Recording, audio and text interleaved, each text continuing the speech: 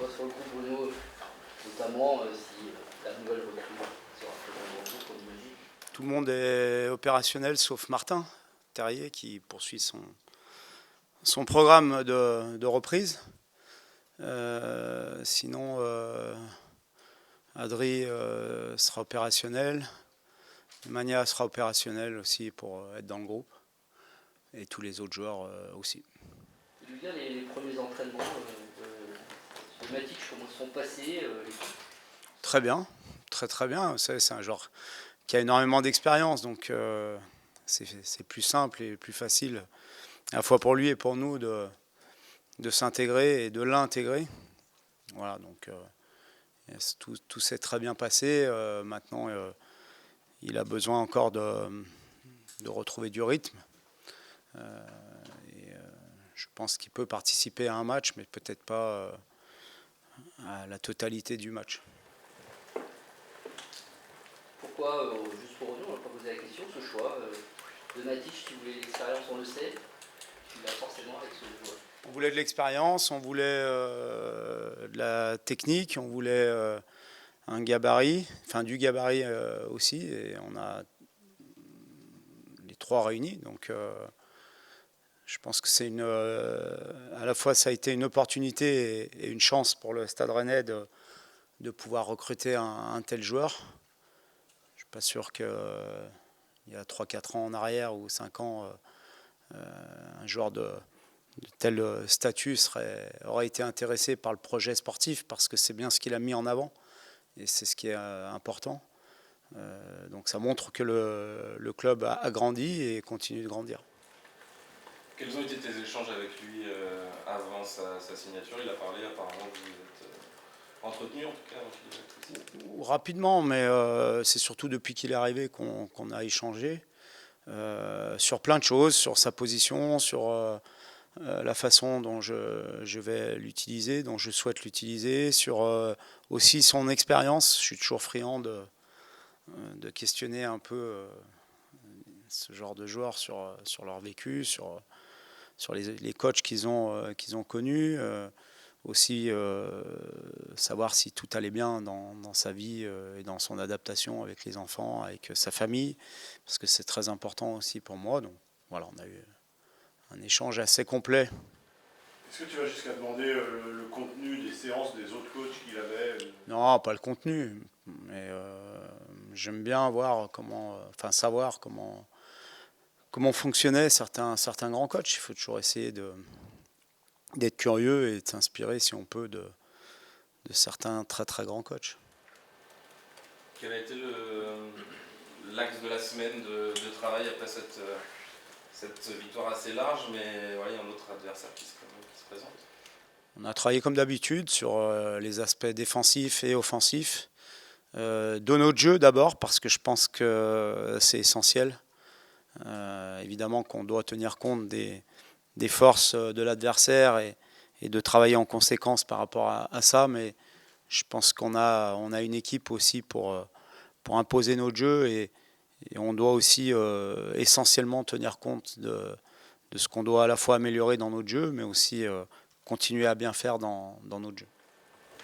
Avec Lens, vous êtes deux équipes assez spectaculaires, en tout cas perçues comme telles, mais on a l'impression que souvent les duels entre vous depuis certaines saisons ont un peu accouché de souris sur le plan du jeu. Comment tu l'expliquerais? Est-ce que c'est des matchs tactiques? Ouais, je pense d'abord il y a une crainte, je pense, de la part des deux équipes qui fait que ça reste très très tactique. Je me souviens du match là-bas l'année dernière où, notamment en première mi-temps, ça avait été assez fermé. Donc nous on est à l'extérieur, on sait qu'on a des choses à améliorer cette année lorsqu'on joue à l'extérieur, puisque ça a été un parcours plus chaotique l'année dernière que celui à domicile. Donc on va en tenir compte, mais on va aussi continuer à jouer notre jeu, à jouer avec nos points forts. Est-ce que Lens a un peu plus la pression après sa défaite ou est-ce que c'est minime? Non, il y a 34 journées, donc il en reste 33. Ils ont perdu à Brest alors qu'au bout de 25 minutes, je pense que personne ne pouvait imaginer que ça allait se passer comme ça, parce qu'ils ont dominé le match pendant 30 minutes. Et puis le fameux troisième but qui est si important dans ces matchs-là. est venu juste avant la mi-temps pour Brest, et puis ça a tourné en deuxième mi-temps. Mais ça reste une équipe très solide, à domicile, qui a eu un parcours un peu à notre image, quasi parfait l'année dernière. Ils ont perdu des joueurs importants, mais ils ont un coach qui connaît très très bien son équipe, qui a des principes bien ancrés, donc ils n'ont pas de pression, ils ont leur public. Voilà, au bout d'une journée, on ne peut pas parler de pression, mais c'est mieux d'avoir débuté par une victoire comme nous que par une défaite, mais il n'y a pas de pression ni d'un côté ni de l'autre. Pour vous, c'est un vrai test quand même, pour les ambitions qu'il y a cette saison notamment. Oui, c'est un bon test. C'est un bon test sur plein de choses, à la fois pour les ambitions qu'on a cette année, mais aussi pour voir si l'équipe a grandi. On a fait ce qu'on avait à faire dimanche dernier en ouverture de ce championnat en gagnant notre match à domicile et de belle manière. J'attends qu'on montre aussi à l'extérieur et face à un de nos concurrents aussi une progression par rapport à l'année dernière. Dominer, à prendre la possession toujours autant, c'est tout de même à Lens, c'est ton vœu. Quand on peut le faire, oui. Après, parfois, oui, vous avez envie de faire certaines choses et l'adversaire vous contraint à faire différemment. Mais en tout cas, dans notre projet, oui, c'est ce qu'on souhaite, c'est avoir la maîtrise. Ça implique beaucoup d'efforts de concentration lors des transitions. Et on sait que cette équipe de Lens est très à l'aise dans ce domaine. Donc il faudra être très très vigilant lorsqu'on aura le ballon. Je pense que c'est là où on risque d'être le plus en danger. C'est au milieu qu'il y a eu le plus de changements jusque-là. Madjer est parti aussi cette semaine. Donc il y a beaucoup de choses qui bougent. Comment tu vois Beaucoup, pas tant que ça, parce qu'on a encore Baptiste et Bourriche qui sont là. Enzo qui est rentré dans l'équipe, mais ce qui est intéressant cette année dans le recrutement qui a été fait et qui a été fait suffisamment tôt, c'est qu'on a fait venir des joueurs qui connaissent parfaitement d'abord le championnat et qui s'inscrivent complètement dans ce qu'on a envie de faire avec l'équipe. Donc on gagne du temps. On gagne du temps. On a un secteur de jeu très fourni au milieu de terrain avec l'arrivée de Nemanja et aussi des joueurs qui sont capables de jouer à plusieurs postes, à l'image de Ludo ou de Désiré, qui peuvent aussi intégrer ce secteur de jeu. Mais on aura besoin. On aura besoin parce qu'on sait que la saison est longue, qu'il y a plusieurs compétitions, qu'on veut être ambitieux. Donc on ne peut pas compter uniquement sur 11 ou 12 joueurs. Je dis souvent qu'on a besoin de 15, 16 joueurs de champ parce que c'est statistiquement prouvé qu'ils vont jouer 90% des matchs. Mais on a besoin sur ces 15-16 joueurs d'avoir un niveau qui reste très élevé quelle que soit la composition d'équipe de départ. Par rapport à l'Euro, Florian disait hier que vous ne vouliez pas forcément vous en séparer pendant ce mercato et son désir a fait qu'il est parti. Qu'est-ce qui va manquer avec le départ de l'Euro? Est-ce que peut-être attendre une recrue pour pallier son départ? Quand il y a le mercato, vous avez toujours plusieurs solutions, plusieurs possibilités. Certains joueurs ont des envies et quand on ne peut pas leur garantir ces désirs ou ces envies, il faut trouver une solution. C'était le cas pour Lovro qui voulait absolument avoir des garanties de jouer quasiment tous les matchs, ce que je ne pouvais pas donner à aucun joueur. Et donc à partir de là, et comme il y avait une opportunité avec Wolfsburg, ça s'est fait, mais on avait aussi anticipé ça depuis un petit moment, puisqu'on essaie aussi de travailler en amont de ce qui se passe aujourd'hui. Et c'est aussi pour ça que Enzo est là aujourd'hui. Et on avait anticipé sur un profil de joueur qui n'est pas complètement identique, mais qui ressemble beaucoup à Lovro. Nemanja, il peut jouer évidemment en sentinelle ou à deux. Ouais, devant la défense. Ouais, okay. C'est pour ça que c'est intéressant aussi, parce qu'on a beaucoup de possibilités avec des joueurs interchangeables, que ce soit sur les postes ou par rapport à un système de jeu sur certains matchs. Si on a envie d'être un peu plus costaud, on peut aussi envisager d'avoir une association de joueurs devant la défense. Ouais, le 4-2-3-1, on l'a pas mal vu. Finalement, il y a eu pas mal de minutes, en tout cas sur les matchs de préparation dans ce système. C'est assez nouveau. Tu as plutôt 3-3-4-4-2, c'est une envie cette saison aussi d'avoir ça? Oui, oui, c'est pour ça qu'on l'a fait sur certains matchs de préparation. On le fait parfois aussi à l'entraînement, parce que ça peut être une alternative sur certains matchs qui peut être intéressante pour débuter. Et Ludovic Blas doit avoir des fourmis dans les jambes, il n'a pas pu jouer. Oui, ce matin, il est pas mal d'ailleurs, parce qu'on a fait du travail devant le but et il a été assez adroit. Oui, oui, bon, il a pris un peu de retard par rapport à sa suspension, mais ça fait partie des choses qu'on doit gérer dans une saison. Mais il s'est bien entraîné, il s'est bien préparé, donc il n'y a pas de problème pour lui. C'est quoi le calendrier de Martin à venir? Est-ce qu'il va reprendre l'entraînement collectif bientôt? Est-ce que vous avez prévu aussi peut-être de le faire reprendre avec la réserve pour qu'il reprenne du temps de jeu, pas forcément en Ligue 1? Pour l'instant, on n'en est pas là sur les matchs. On n'a pas du tout évoqué tout ça. Il avance. Il est très très bien accompagné par notre staff médical. Et on ne s'est pas fixé d'échéance précise. C'est une blessure qui est assez importante. Il va très bien. Mais on avance semaine après semaine avec des étapes qu'il franchit petit à petit.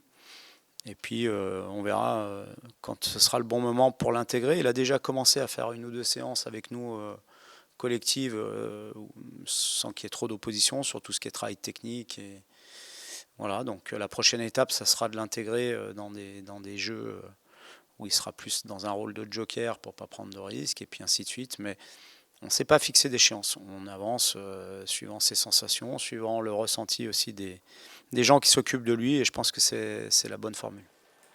Est-ce que tu as regardé évidemment le match de Lens contre Brest? Qu'est-ce que tu as pensé de la prestation d'Andy Diouf, qui a pris le rôle de Seko Fofana, qui est un peu à l'importance des épaules? Oui, Andy, je trouve qu'il est comme on le connaît. C'est un joueur qui techniquement est capable à la fois par la passe, mais par la percussion de casser des lignes, qui a une bonne frappe de balle, qui est quelqu'un qui a beaucoup d'activité. C'est un joueur qui a beaucoup d'activité. Je pense que son passage en Suisse l'a fait progresser parce qu'il a joué. On sait que pour un jeune joueur, c'est important d'enchaîner les matchs. C'était une des raisons pour lesquelles on souhaitait le prêter.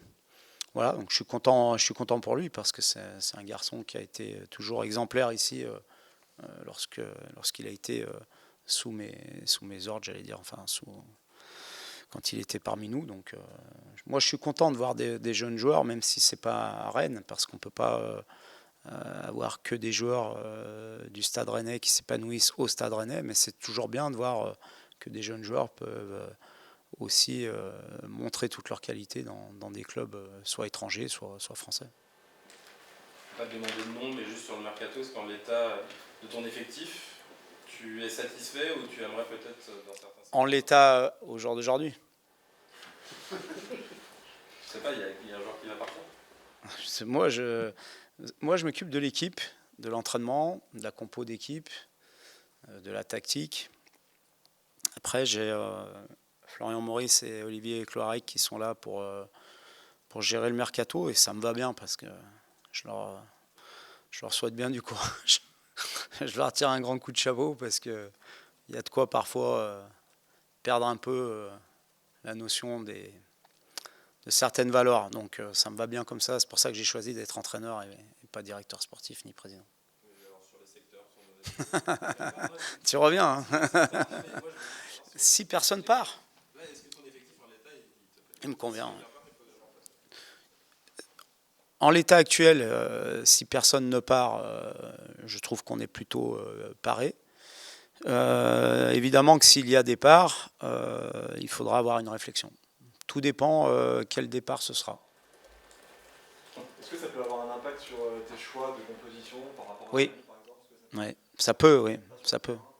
Ça peut, bien sûr. Il faut qu'on en tienne compte, parce que un joueur qui est soit en instance de départ, soit en discussion, il a besoin d'être à 100% mentalement, et forcément, lorsque vous passez des heures au téléphone avec votre agent, ou avec un club, ou avec... on laisse des forces, on laisse du jus, comme on dit. Mais on a besoin d'avoir des gens à 100% prêts mentalement. On en a déjà parlé, mais là il y a eu une journée depuis, le temps additionnel, il y a eu 13 minutes de moyenne de temps additionnel. additionnel, oui, c'est le tour de Morgane. Le 13 minutes donc moyenne de temps additionnel lors de cette première journée. Est-ce que c'est pas un peu beaucoup finalement? C'est plus le même match, 103 minutes. Non, ça c'est aussi nous d'ailleurs une réflexion à mener sur l'entraînement, parce qu'on voit que les données, surtout en termes de volume de course, forcément sont plus importantes puisqu'on joue plus de temps. Dans la gestion des matchs aussi, sur les changements, c'est un paramètre qu'il faut prendre en compte.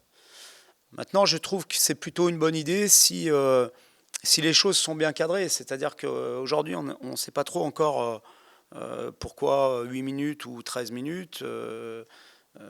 Bon, voilà, si c'est bien cadré, je pense que c'est plutôt bien. Mais comme toute règle, il y a du bon, du moins bon. On enchaîne les matchs durent plus en plus longtemps.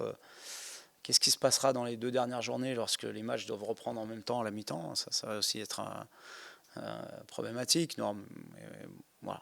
Tant que c'est fait dans l'esprit, je trouve que les décisions, à partir du moment où elles tiennent compte de l'esprit du jeu, je trouve que c'est plutôt bien.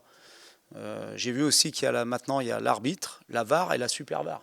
Donc c'est bien aussi. La super VAR, c'est-à-dire qu'un joueur qui prend un carton rouge par l'arbitre, la VAR regarde s'il y a carton rouge. Et même si elle dit qu'il y a carton rouge, il y a la super VAR qui dit qu'il n'y a pas carton rouge. Donc c'est bien. Exactement. Non, mais en plus, je suis content pour le Lens parce que vous savez que Franck est quelqu'un que j'apprécie énormément et je trouve que le carton rouge était sévère. Mais il y a un arbitre et il y a la VAR. Si maintenant il faut une super VAR pour revenir sur la VAR qui est déjà revenue sur l'arbitre, je ne sais pas jusqu'où on va aller, mais... Tu espères que c'est un truc qui peut peut-être devenir plus commun, de retirer des rouges Elle est là pour ça, la VAR, normalement. Normalement, la VAR, c'est fait pour ça. C'est un des cas sur lequel la VAR doit intervenir. Soit le carton rouge est justifié, soit il ne l'est pas. Et en l'occurrence, il ne l'était pas, à mon avis. Mais voilà, donc l'esprit, la règle et l'esprit, toujours. C'est pour ça que voilà. Mais tant mieux, parce que il ne méritait pas carton rouge, Thomasson. Donc c'est bien, parce que l'équité est respectée. Mais ça aurait été bien que ça soit fait avec la VAR et pas avec la super VAR. Merci, bonne journée. Toujours en avance par rapport à ça. Eux, ils sont souvent en avance par rapport à sur l'esprit. Bonjour.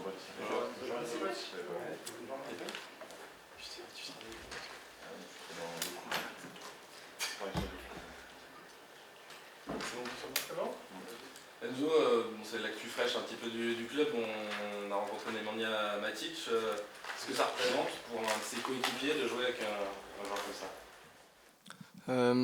Forcément de la fierté, parce qu'avant on le regardait à la télé, mais aussi voilà, maintenant c'est notre coéquipier, il faut plus avoir trop d'étoiles dans les yeux comme on dit, mais non, après on essaye d'apprendre et de lui apprendre aussi dans des paramètres de jeu qu'on connaît un peu plus que lui parce qu'on est là un peu plus longtemps que lui, donc voilà, après c'est l'intégrer au maximum pour qu'il nous serve au mieux.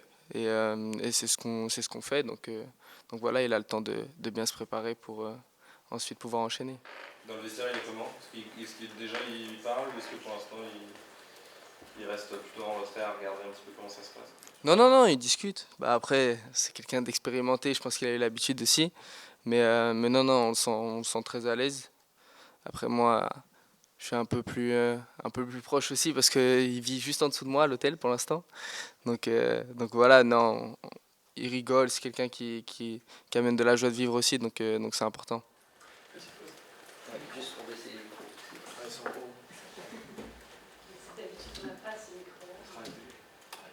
Très bien.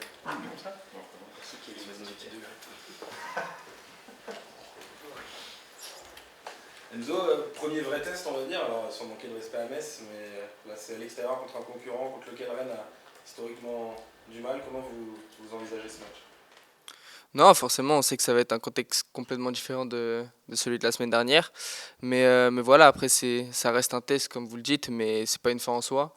Voilà, nous on avait des ambitions au début de l'année et maintenant nos ambitions c'est match après match. La semaine, on travaille pour préparer au mieux le match du week-end.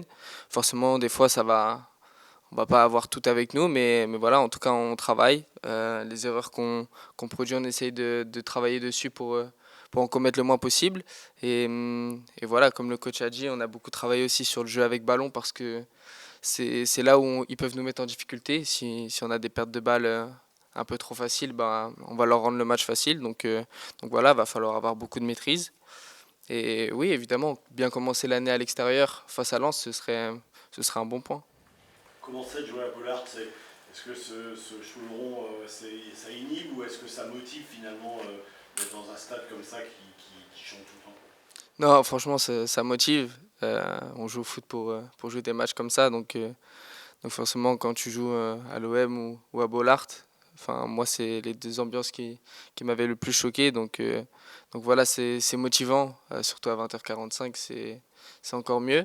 Donc voilà, c'est plus motivant qu'autre chose. Après, on sait que pour eux, c'est une très grande force. Mais voilà, je pense qu'il faut qu'on le prenne aussi enfin, comme une force pour nous. Et c'est ce qu'on va faire. Tu disais après le match dimanche que le staff t'avait dit que tu étais un peu foufou et que tu t'étais un peu calmé. Est-ce que tu en as reparlé un peu pendant la semaine et qu'est-ce que tu dois corriger pour être moins foufou justement selon toi?